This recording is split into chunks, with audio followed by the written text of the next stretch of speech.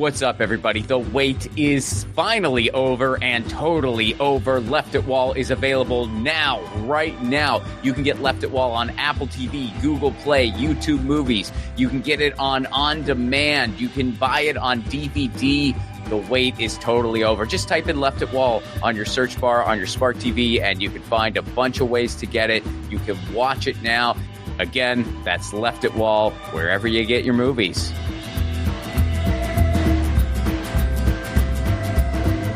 Episode 96, Jason Freeman. Jason Freeman is a musician. He plays bass for the hardcore punk band Zeke. Zeke's been a legendary Seattle institution since the early 90s, setting their own bar, fitting in nowhere and everywhere all at once.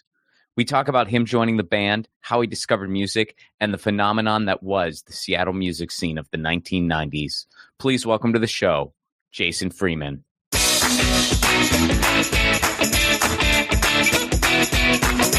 Jason Freeman, how are you? Good, man. How you doing? I'm doing good, dude. It's good to see you. Good to know you. And I want to start at the beginning. So, where did you grow up? What led you to the bass guitar? I grew up on the other side of the mountains from Seattle, in a small cow town called Othello, which is it's just this itty bitty farm town. And growing up out there, there wasn't a lot to do, so I always just kind of had my little hobbies that kept me busy. You know what I mean? There was always something that, if there's nothing to do, you make something to do, right? Yeah. So I started off, I was probably about 12 years old, and I got into like BMX bikes and shit like that.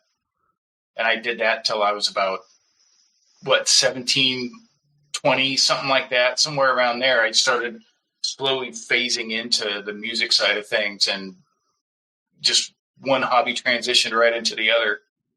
So was there a music scene in Othello? Like were there some bands, and like was there stuff going on? Was there a DIY space? Like what was the scene like? Nothing. Nope. Okay. There was nothing like that. I ended up my mom got a better job in a slightly larger town called Walla Walla. Oh yeah. And we lived there for about 3 years before I moved to Seattle, and that's kind of where the music thing happened. I met a couple of people, and my stepdad had an old Tokai Telecaster that he just stored in our bedroom. Here, this goes in your room. So he ended up just giving it to us for Christmas one year. And so I started plinking around on it. And next thing you know, who's the us in this scenario? My brother and I. You and your brother. Okay. Yeah. So we ended up having, here, you guys take this for Christmas. So ended up realizing, I just picked it up one day and started plinking around on it and realized, hey, the first two notes in whatever song. And so I just started learning from there. And I learned everything on one string, hence the bass player thing, because I didn't know any chords or anything like that. Oh, wow. So you decided to go to bass. Well, what were you listening to at this point in time? Like what was some of the music you were into? Back then, I was probably 17, so I was listening to a lot of just beginning to discover punk rock. Okay. Transitioning from this weird new wave phase that I went through. You know what I mean? So the first... No. Go on. What was this like? Was there an eyeliner Jason phase? No, there was not. There was not. Okay. There was not. There was no guy liner ever. But there was a lot of bad hair back in the... Do you have the Robert Smith thing? Of course I did. You did? Nice. I mean, dude, I mean, The Cure is one of my favorite bands. I have a Cure song tattooed on my arm. So nice. Which one? I One More Time. Oh, nice. Yeah. I kind of got into them pretty hard, and I got all their stuff up till about 1987. That Kiss Me, Kiss Me, Kiss Me record came out. Yeah. And then at some point between 87 and it didn't take too much longer after that album came out. And then I heard all the stuff that was happening in Seattle. and it was just the my short attention span. It just transferred very, very quickly to Bleach by Nirvana, the early Soundgarden stuff, Mudhoney, obviously. Oh yeah, man. I mean, that stuff was just going on, and then around that time too, you also had Dinosaur's cover of "Just Like Heaven." That's right. That was just so random and cool, and just kind of out of nowhere. Yeah, absolutely. So what was Seattle like to you at that point in time? Like, was it just sort of this mysterious? I mean, I'm a huge Nirvana guy, so I would read about, like, I've read all those books growing up, and how Kurt Cobain. Seattle was just this mystic jewel to him that he was like trying to get to. And first he got to Olympia from Aberdeen, and then he finally got up there. So what was that? I mean, was that vibe kind of felt like throughout the area? Like, were people in Walla Walla going, oh man, the Seattle music scene, I got to get there? There was a handful. There was a very small handful of my friends and things like that I would talk to them, and like, there's all this cool stuff going on over there. And I met this guitar player, an old friend of mine named Pat. And I met him through another musician over there. And Pat and I started hanging out, and it was, he kind of did this, we could move over there. And it just kind of, wait, really? There are choices. You can move about freely. In the United States, especially back then. I mean, we kind of still can now. That might go away soon. Getting a little worried, but right, you can totally move around freely. Yeah. So, but back then it would just seem like this, the whole Emerald City thing. It was just like, wait, really? So he just like, yeah, we could do it. I used to live there back in the early '80s for a little while, so let's just do it. So moved his ass over, and then I came over a month later because I had to give my job some proper notice. So how old were you at this point? 20. Okay, so you were 20. You were just not even old enough to get into the shows that I wanted to come over here and see. Nice. So you come over to Seattle, and then did you just start working? Did you just start playing? Did you just start doing all the above? Yeah. I started working at pizza joints. I got a job in the University District on the Ave there, and at a place called Hot Lips Pizza. And there was other musicians that worked there and all this kind of stuff. And that was my beginning of meeting, Stephanie Sargent from 7 Year Bitch used to work there. And so I met her. I used to give her a ride from, she worked at the Hot Lips downtown, and I would give her a ride to the one in the U District because she was living a few blocks from there. So it worked out really well. So her and Shannon, this woman that sang for a band called Image, she was an amazing musician. She's still around. She lives in New York City now. And a handful of others, man. And just because, pizza, right? So yeah. You're cooking, but you're not really a cook. Sure. You're more of an artiste, I think. Maybe so. I think that yeah, crafting a pie that is an artisan thing. You're like a sculptor in my world. That's what I think. There you go. And I love that part of the U District too, by the way, because I lived in Fremont, which is a couple neighborhoods away from the University District. For anyone who's not super familiar with Seattle, but getting over to the U District wasn't that hard. I mean, it was just basically a straight shot down 45, 45th Avenue. And I don't know if it's still like this, but I'd imagine it is to some degree. That was the place where you could find any restaurant you wanted, and it was cheap. And you could get a killer bowl of pho for $5.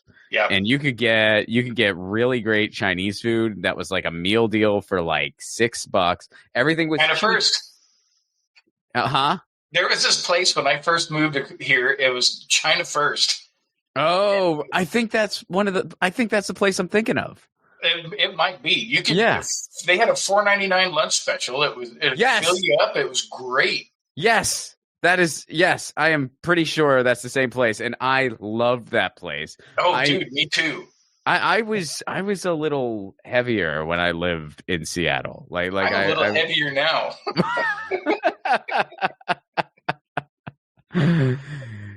I mean, aren't we all? But yeah, like when I lived in Seattle, I was eating very, very well because it Yeah. was just, and I was in my 20s, so I was drinking more back then too. So I was, I was well fed up there. I was very well fed up there, It and is, I loved it. dude, the food in this town is really good. And when you get Yeah. outside of it, you kind of forget how spoiled we are. The food in Seattle is great. Yeah, it's a really good eating town. Yeah, Even the restaurants that aren't all that great are still pretty damn good.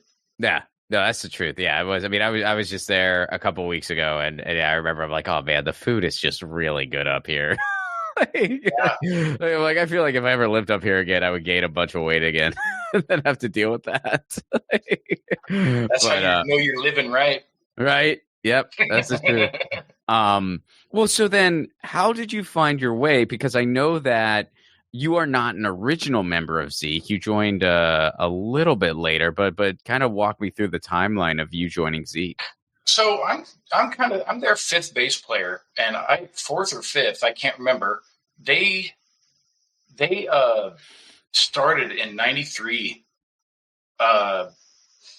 and they had quite a handful of people over the years, and I started seeing them in '93, and it blew my mind because they were different. They actually there was bands that were as fast, but it wasn't the same thing because you have instead of a bunch of hardcore riffs just to keep the guitar player uh, entertained. You know what I mean? They had actual songs. Like if Mm-hmm. you slow this stuff down, it's a country song or Mm-hmm. it's a surf tune or something like that. You know what I mean? Which was a lot different from everybody else. Uh, and so I don't know the it's I don't know they always had something a little bit different than all the rest of the hardcore bands. You know Well, what I mean? yeah, well, that was one of the things I wanted to talk to you about because so Zeke started in, 92, 93 up in Seattle, Yep. but they definitely weren't your typical Seattle sound. They still fit in, but they weren't doing the Seattle sound type thing. They were kind Right. of doing their own thing. And then when Zeke was on Epitaph, same kind of scenario where it's like, well, they weren't really doing the Epitaph sound, but it made sense for them to be there. They kind of had their place, and I always thought that was a really neat thing about your band. Like they just sort of fit in everywhere but nowhere in like a Well, really cool way. that's what was kind of fun about it is because I mean back as you know speaking as a fan from the old days, I would go see them and they'd be on a bill with like you guys don't sound anything like the rest of these guys, Mm-hmm. but for some reason it fits. Yeah. You know, they did a bunch of tours with the Super Suckers back in the old days, Mm-hmm. and you know they're both like really rock and roll oriented bands, but and they fit on the bill, but they weren't the same. So that's kind of what was really cool about them is because they were accepted by all these by a bunch of other kinds of bands that weren't similar to them. And I Mm-hmm. used to love going to see them on bills with, you know, Fu Manchu or the Helicopters or something like that. You'd go see them and it would just be, yeah, you guys aren't, just like I said, 10 Yeah. times already. It's, you know, delivering the same kind of thing, this heavy, nasty sounding stuff, but not the same way everybody else does it. Well, so how'd you end up in the band? What happened? So I would go see these guys from when they started. Mm-hmm. And so they got used to seeing me at shows, I think. A couple of my old bands ended up doing tours with them. So I was in a band called High Karate. And we ended up doing a tour with those guys. It was the Super Suckers, Zeke, the Murder City Devils, and my band opening, High Karate. And Wow. we ended up going down the West Coast and over to South by in '99. And it was a blast. We all had a really good time on that trip.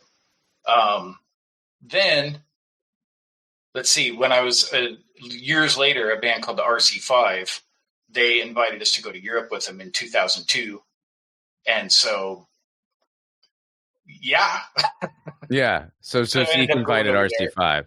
And once again, having a really good time with those guys. Mm-hmm. And so because of that, I think Mark, maybe I snowed Mark into actually thinking I know how to play my instrument. And so You do. I've seen you live. You know how to play your instrument. I saw you standing behind the dumpster warming up with scales. You know how to play your instrument. You can't. You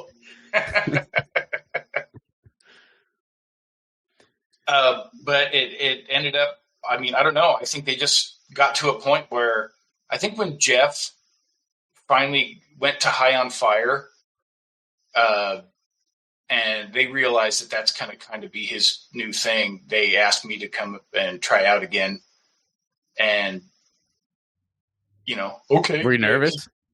Very. Yeah. Very, because I had already tried out once when they gave it to Jeff.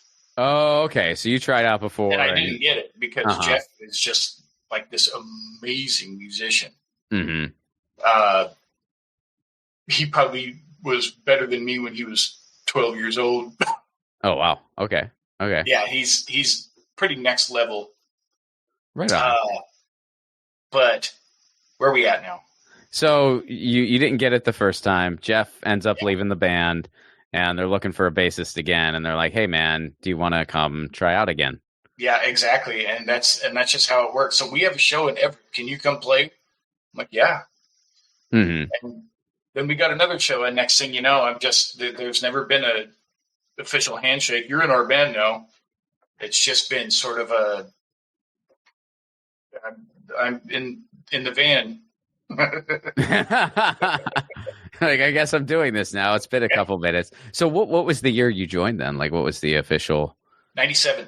97. Okay. April. No, I'm sorry. 2007. 2007. Still, I think it's safe to say you got the gig.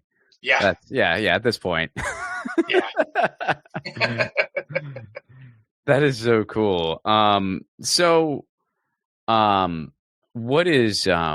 What's your kind of take on just the touring world right now? Like where things are at with live music and the state of affairs, especially here in the United States, but just all over the world. In Europe, they still like rock and roll.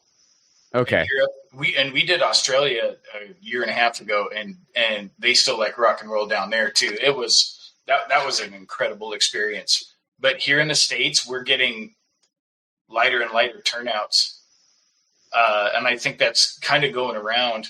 I mean, I know that there's still shows, and I know that people are still packing places out to go see music and all that kind of stuff, and even for underground bands and young stuff. But for some reason, the older, maybe it's because we're older and we're not going out as much as we used to. I really don't know. But the turnouts are getting lighter and lighter. Well, I think there's a combination of things. I mean, I think a big part of it is people need to be a bit sparing with their entertainment dollars, and they're having to make more, cuts than they used to, as far as, I can't go to everything, so I'm going to go to this. And I think it's also like people will sort of migrate to a lot of the festivals because you'll get more bands for your buck.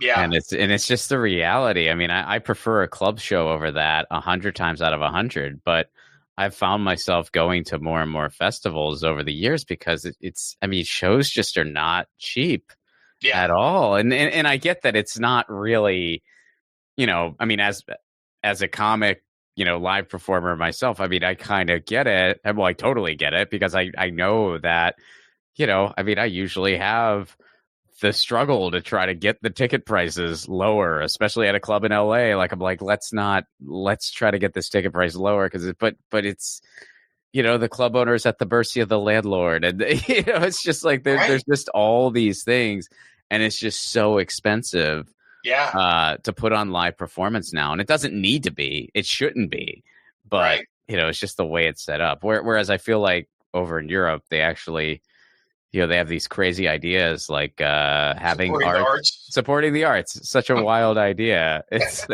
So what was that like for you, kind of going over there and just seeing the difference. I mean, I know it's not utopia anywhere, but going to a punk house where they actually get decent funding and you're taken care of. Yeah, I can't complain, man. I've been really lucky being in this thing with these guys. I'm having we have a pretty good time with each other on these trips. It's nice to be taken care of and somewhat appreciated on these tours. I'd say especially one of the differences in the U.S. Besides turnout is I would definitely say that most of it is turnout, but people here in the States, I think we've seen, especially with old guy rock, I think they've seen it. They've all seen it. Everyone has heard of Zeke has already seen Zeke, and I think a lot of the thing is our I think our demographic is kind of aged out. And I'm not saying that nobody our age goes to shows anymore, because every time we play somewhere, there's a few people that are still there and turning up and having a good time. But and more so over in Europe. I think that was kind of what it was. And there's still younger people, but it's not. I think like I said, our demographic is aging out a little bit. Yeah, well, I do feel like generally speaking, and again, it depends on the person, but I feel like generally speaking, in Europe and even just in other parts of the world, Brazil, whatever, there's more of a young at heart attitude amidst people where, yeah, it's totally normal to still be going to shows, when you're in your 50s, 60s, even 70s, whatever. Yeah.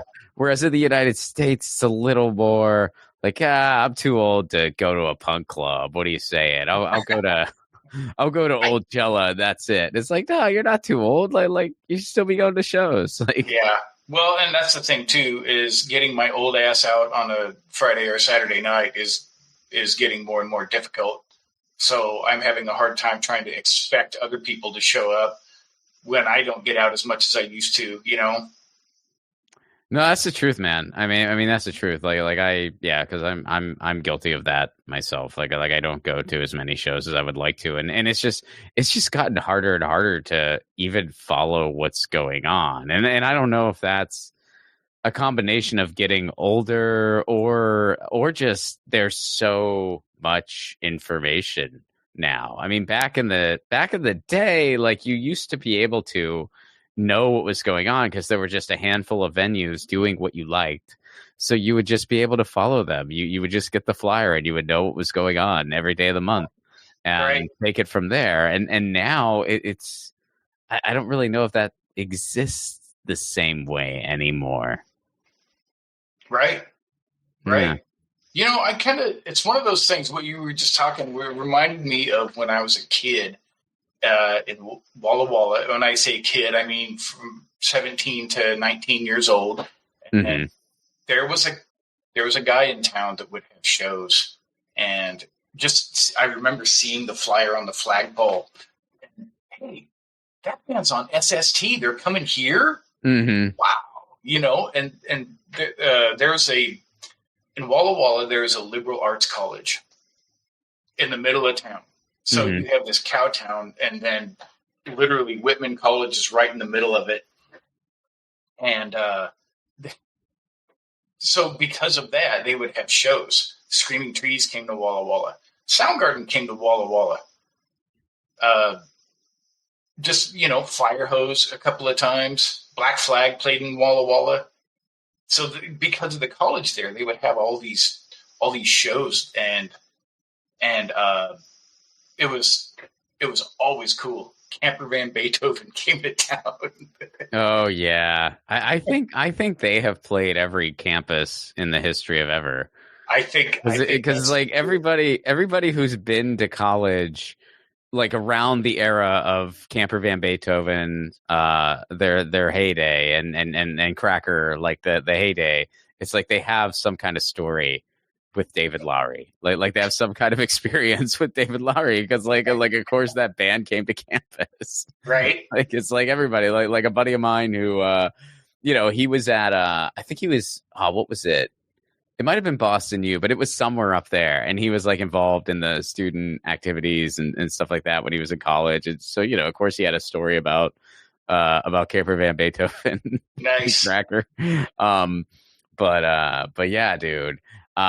So when you were first up in Seattle, like how did you really start diving into the music scene? Like, was it just the pizza shop or how did you get into your first band? Well, I moved here with a band. Oh, okay. Well, so we had a drummer that moved up from San Diego that knew my friend Pat that I moved over with, and we got this practice space out at it was called NAF Studios, and it was just this big industrial building in South Seattle, and they started building out practice spaces in it. And we just got in there, and because we're there, we practiced right across the hall from Alice in Chains, literally. Oh, so it was that spot. Yeah. That spot's legendary, dude. Yeah, the one down on West Marginal. Yeah. Yeah, they used to have after the practice space thing wasn't profitable, they turned it into a rave spot.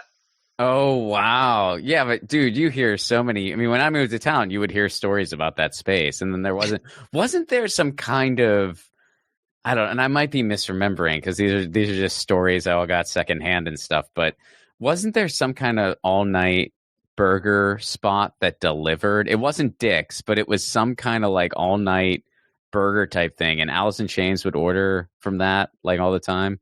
I don't know about that. That's not okay. I might be misremembering. Maybe it was like something else. It might have just been like a pizza thing or something. But dude, when I lived in Austin, they had a place called Midnight Tacos.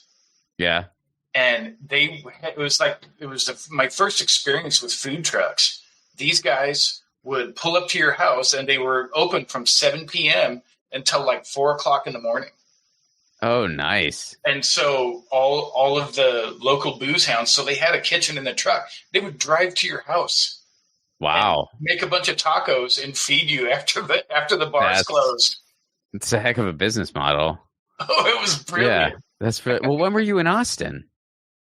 97 to 98. I was just there for a year. Okay. What made you go out there? Music. Okay. Music are so at that point I was in this sort of surf rockabilly kind of thing, playing an upright bass, and our singer decided I'm moving to Austin. Me and my girlfriend are moving to Austin. You want to come with? Yeah, because I had always heard that Austin was this great little town, and so I went and checked it out. And I was moved down there for a year. I couldn't keep my head out of the bottle, though. Me and booze have a funny relationship. Yeah. Are you sober now, or just cutting back now? I quit for 17 years. Okay.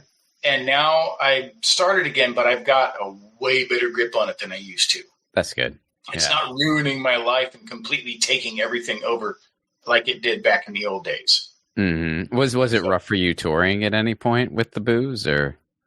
No, I didn't do a lot of touring back in my ultra drinking days. You know what I mean? Oh, okay. So you kind of got that out of your system first. So 20 to 25, I was just out of my mind. Oh, okay. And so I ended up busting my hand at work, and I knew that from just being a dumbass. And was this at the pizza place? Yeah, this is a different pizza place. Okay. So I ended up busting my hand at work, and I knew that my boss was going to fire me. And I knew that it was probably time for me to quit boozing anyway. And he was a recovering guy too. So I told him, hey, I quit drinking. It's already been a week. Don't fire me. And he's like, okay. Very reluctantly held on to me. And I kind of cleaned my stuff up after that. And of course, there was a few years of the roller coaster. Like I would be doing good for about 4, 5, 6 months. And then I'd go on a bender. And then I'd be doing good again for 4, 5, 6 months. And, but then I got a 17-year run in there that was actually smartest thing I ever did was quit. Yeah. Yeah. But then I started again, so I guess I could equally say that was the dumbest thing I ever did. Well, I mean, if you can keep it at bay and like keep it in an okay place where it's just, I think that's, I think that's okay. I mean, I don't think there's any like set thing. I mean, I've like completely, just turned it off for a little while and was like, well, I'll come back to it if I want to. Right. For me, the situation's a little, migraines kind of run in my family. Ooh. And alcohol's a huge trigger. And really? Oh yeah. Well, and it's funny, my sister has dealt with it since she was 13. Before like she even tried out, like she just later found out alcohol's a really big trigger, but the migraines started for her at like 13. For me, it did not, like, it took a lot longer, like a lot longer. But it eventually caught up to me actually like in my 30s was when it really hit.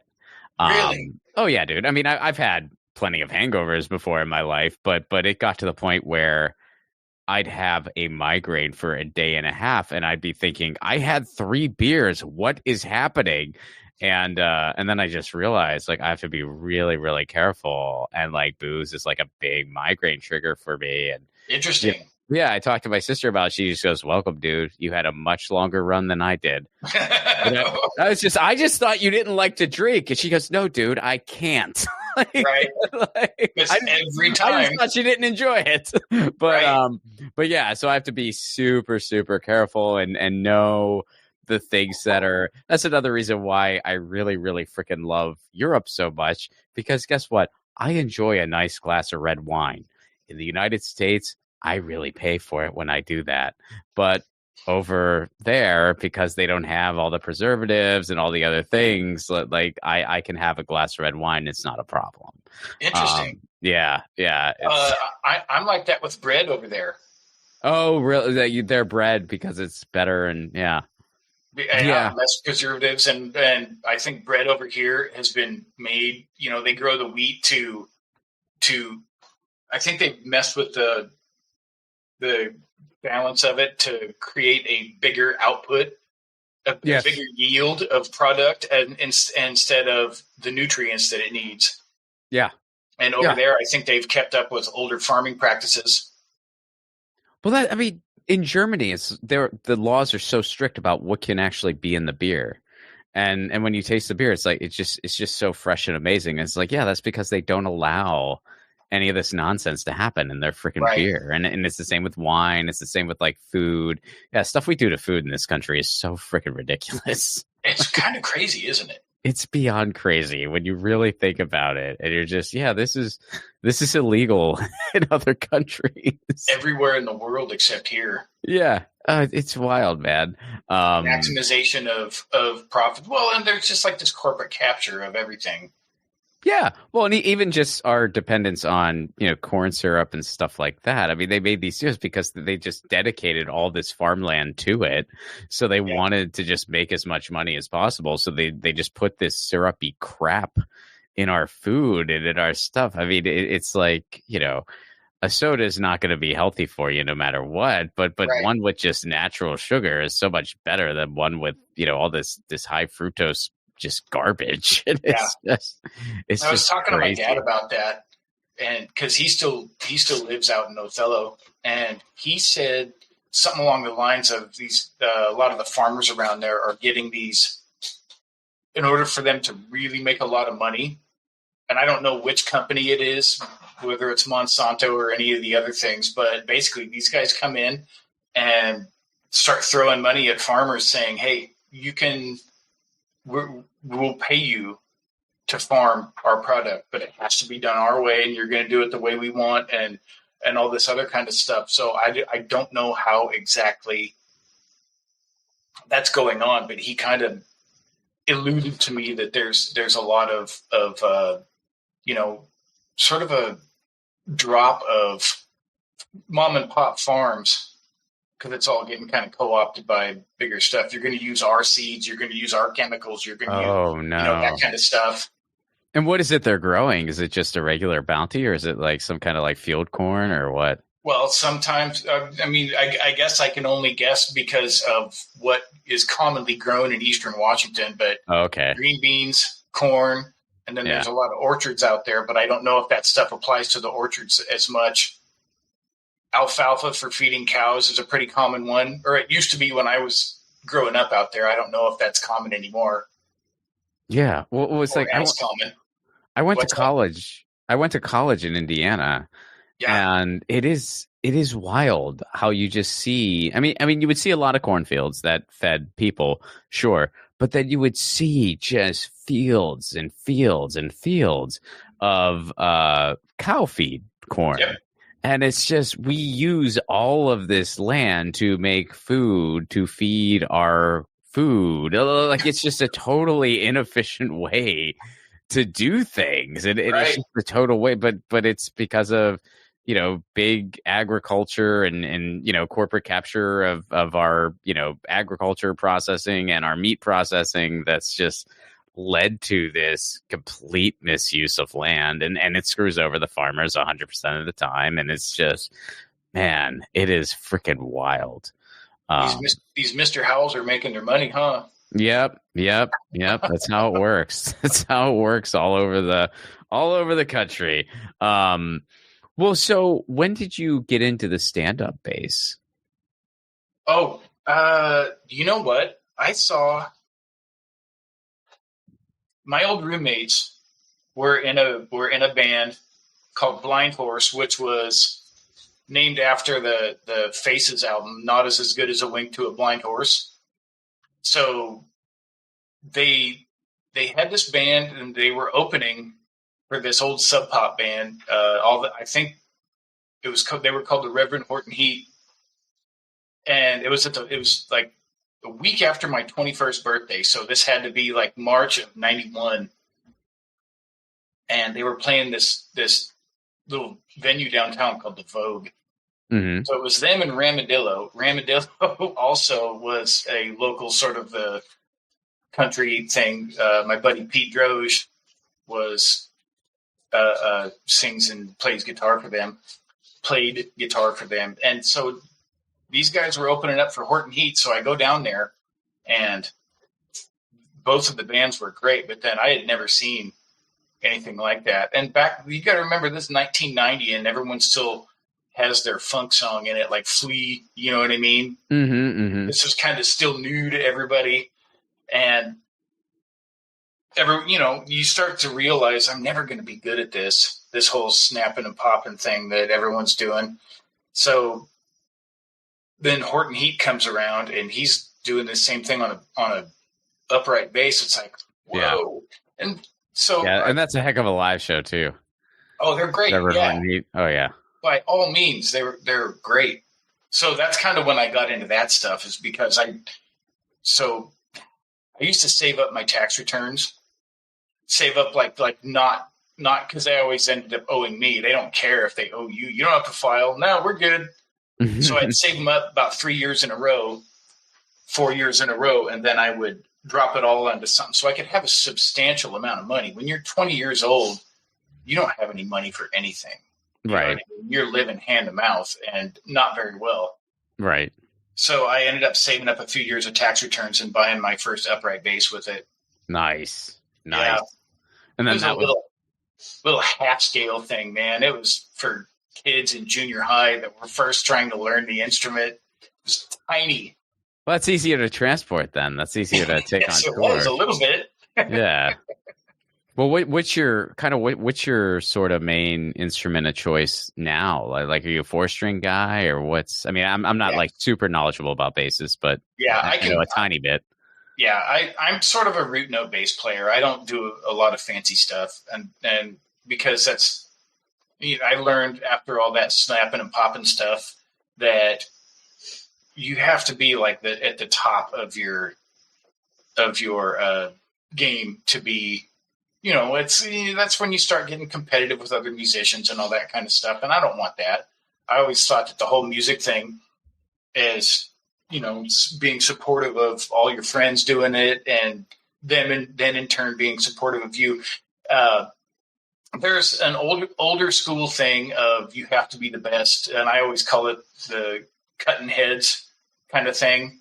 The guys who just woodshed and have to be the best guitar player, the best bass player, all that kind of stuff. And that was never me. I don't care, man. I'll go support my friends instead of me getting the gig opening for whoever, you know. Yeah. Well, I feel like sometimes those types of personalities don't always make the best band members either. Because it's just, I check out this solo I can do. That's awesome, but it really doesn't fit this song at all. Like yeah, it could, though. Sometimes. Yeah, but it doesn't. I feel like you get some of that sometimes. I mean, I used to jam in bands in like high school and stuff, so I don't have any experience compared to you or anything like that. But I would remember it's like there were some people that just were all about being in a band, and there were some people who were just all about playing an instrument, which is totally fine. But sometimes it's like they wouldn't really make the best band members. It's a little bit of both. It's a little bit of both. With anything, there has to be a balance, right? Sure. So you get as good as you need to be for what you're doing. Yeah. And that's kind of where it's at, I'm sure that there's a lot of, like, I can't play jazz. You know what I mean? I don't know enough scales to play jazz. Yeah. Those guys actually know what they're doing. Yeah, and you have to just improv half the time too, but you still have to drive the song. I mean the bass really, and not a lot of people I think realize it, but the bass really defines the genre, right? Because you like what you lay down. Like if you all of a sudden started playing a Zeke song like it was, straight up country. I mean, even though there's definitely a lot of cowpunk type stuff in Zeke, but if you slow that stuff down, that's exactly what we're doing. Totally. But if you just like did it at speed, it would completely change the song, right? Like it would just completely be like, wait a second, like the bass sort of like sets the genre in many ways, right? Yeah, in some ways, and a lot of in heavier stuff and metal and all that kind of stuff. A lot of times bass is just like this warm tone kind of built between the drums and the guitars. And that's absolutely fine. That's where it needs to be. That's what makes the recording sound the way the recording does. And a lot of times, like if you have other genres and stuff like that, where the bass is doing a little more busier, then it can be more of, I feel like more of a main instrument, as opposed, if you're playing even stoner and doom metal, you want that bass up there because that's what kind of builds this big sound. Yeah, well, those are some of the genres where you'll see like the 6 and 7 string ones, right? Is that sometimes? That's where they kind of use that. Yeah. If I was going to do something like that, though, I'm a 4-string guy. Yeah. I'm a diehard 4-string guy. I'm not going to get a 6 and 7 string bass. Yeah, I mean, I feel like that makes the most sense, especially in the type of music y'all are. Well, what you would end up doing is just probably getting what I would end up doing is getting a bigger strings, so you can tune lower. Well, who are some of your favorite bass players? Oh man, that's Leon from Skinner is absolutely amazing. Yeah, that guy came up with some really cool stuff. There's just so many, though. There's just so many. I don't know. I'm kind of caught off guard with that one. No, it's okay, dude. I mean, because I know it's like it's just such a broad question. Like I should have wrote it down. And I kind of don't do Geezer from Sabbath, obviously. Okay. I never really did the whole worship of other musicians thing. I'm just doing my stuff, Yeah, totally. I just know like for me it's like I'll think of like a Matt Freeman is like one of my favorite bass players. Oh, that guy's incredible. Yeah, that guy is just a monster, and it's just like what he does to that sound, like it's really just a defining thing for Rancid. Yeah. And I love it. I mean, it's just great. And of course, it's like you got like, like Les Claypool, where it's like the bass is the main thing. And then like Right. Morphine kind of did something like that too, a little bit, but in a different way. I only saw them once. Which one? Primus or Morphine? Primus. Okay. I never got to see Rancid, but oh, you never seen Rancid? Oh, dude, they are a pretty cool live show. I've seen them. This was like 1990 when I first moved to Seattle. There was a big show at the Seattle Center, and it was Primus opened, the Pixies played second, and Jane's Addiction headlined. Wow, that's a show. That is a show. It was pretty crazy. Mm. It was pretty crazy. There was a handful of those, like, lucky I got to be there kind of things. The one time I got to see Nirvana was, let's see, one of the bands I'm in now, called the Derelicts, ended up opening. The Dwarves played second. The Nirvana was supposed to play third, but the Melvins ended up playing third because I think they showed up that it's like, we're selling more records than you now, so we're going to headline. Okay. So yeah, that was a crazy show. It was at this flight hangar downtown. It was like an old auto shop. And well, were you up in Seattle then when like Nevermind broke, and then? Oh yeah. So were you there when Kurt passed? Yeah. Okay. So what was kind of like the vibe there, just in the scene and everything? Like, I just remembered that day I was so hungover that I found out I was working at a pizza joint on Capitol Hill, and I was still living in the U District at the time. And so I remember showing up to work and making a couple very inappropriate jokes about it and getting myself a talking to by my coworkers. Oh, wow. But yeah, it was, I was in sort of a fuzz that couple of days. That was kind of a blur. We had already started losing people right and left before that, with, Andrew Wood and Stephanie Sargent and a handful of other people that it was just casualty after casualty right off the bat. Was it typically drug related, or? Yeah. Yeah, unfortunately it was. So we ended up losing a lot of people back in those days. Well, when would you say that kind of Seattle sound, like I know the term grunge is kind of ridiculous, but it's like, when would you say that kind of era sort of fizzled out? Probably right then. Really? April of 94. that was sort of like, oh crap, it's over. Okay. Yeah, that was kind of it. And by that point I had transferred and started listening to other stuff. I was in a band called the Kent 3 back then that was kind of people used to say that we were a mix between Wire and The Fall. Okay. So it's like this art punk, almost garage, but not really kind of thing. It was a pretty interesting band. Did one of the members live in Kent? No. No one lived in Kent, but you were called the Kent 3. Everyone thought that we had gotten our name from I think we got our name from a pack of cigarettes. Okay. Just like the Kent, the Ultralights, I think, was 3. That's interesting. I just assumed like maybe somebody was from Kent, Washington or something. No, those guys were all from Bellingham. Oh, that's a neat little town. Yeah. Bellingham's a neat little pocket of the world. Just right. You know what's kind of funny is I keep forgetting that Ian Carroll guy is from Bellingham. But I didn't know that. Yeah.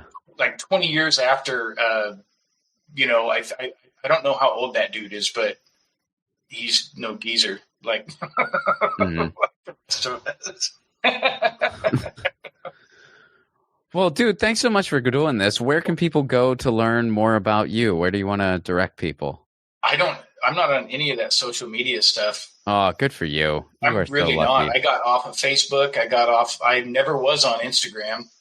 Oh, you know what I mean? None of it. You are living your best life. That's the way to live. That really is. Well, people can find Zeke online, right? Yeah. I mean, the band has to be. Right, Zeke, and then the Derelicts. So there's that. Aside from all that, yeah, I watch your stuff on YouTube. I watch a handful of others on YouTube, but that's kind of about it. I've got no online footprint though, which I'm kind of excited about. Yeah, that's something to be very proud of, actually. Good for you. Well, now you got this podcast. Those guys get a little frustrated at times when I'm not able to. Well, everybody get on social media and start advertising. It's like, sorry. Yeah. I wish I could be of more help, but I'm well, not. Do you guys take turns running the band account, or is there just kind of like somebody separate? Or Donnie, our drummer, kind of does it, and then the Derelicts, our singer, kind of takes care of all that stuff. Oh, okay. Yeah, I feel like in a lot of bands, there's usually just one person that ends up doing it. Well, and I guess we all have access to that stuff, but I if I'm not on Facebook, they won't let me access it. So there you go. Sorry, guys, I'm not on the thing. Yeah, brilliant. It's nice. I was on it for a while. I was on it, from the transition from MySpace to Facebook. And I wasn't. Yeah, I mean, that was when it all ended. That was all. Exactly, dude. You got out at the right time. MySpace. Whoa. We didn't know how good we had it. Right. That was the best. Then that was the beginning of the end when that ended, I think. No, I actually stayed on Facebook until about 2016, and then I realized that like every bit of free time that I had. Yeah. Looking at my phone, and I kind of decided that was it. That you made the right call. You're better for it. Yeah, we'll see. Jason, thanks so much for doing this. Hey, thanks, man. Absolutely, it's good to talk to you. It's always good to see you, and thanks for coming to see us at the Sardine when we were down there. It was really nice to talk to you. Absolutely, dude. That's an amazing spot. Hope you guys are back soon. I do too. Actually, we all had a really good time that night. Especially playing with Pat Todd and the Rank Outsiders. Those guys are amazing. That was Jason Freeman. Make sure you check out Zeke. Music for the 1000 Podcast is provided by Andrew Saxonov. Be sure to check out his podcast, The Baywatching Podcast, wherever you get your podcast. Leave us a 5-star review, would you? This is still a new show. Every 5-star review helps. Please share this podcast. Tell your friends. Make sure you're subscribed. If you get this on YouTube, subscribe wherever you get your podcasts. You know the drill. If you want to support this show on the sustainability end, you can do so over at patreon.com/Ron Placone. For a Give What You Can level, you get 1,000 episodes before they're released to the public.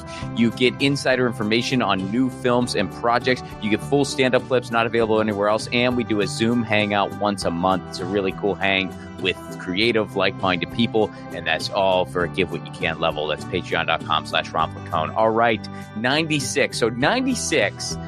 It is important that this was a music-related episode because I feel like 96 was sort of an end of an era as far as 90s music is concerned. In 1994, Kurt Cobain died. In 1995, Shannon Hoon of Blind Melon died. And then in 1996, Bradley Knoll of Sublime died. And I kind of feel like, and there were other deaths as well, but those are the big three right there. And I feel like that was sort of an end of an era as far as 90s alternative rock or whatever you want to call it goes. After that, we saw a rise in rap metal, which is not an era I care for all that much. And then there was a weird electronica thing going on. So, anyway, I feel like 96 was a turning point. And then, of course, we also saw the Telecommunications Act of 1996 that completely ruined radio. I know I've talked about that in various capacities over the years. All right, catch you next week. Peace.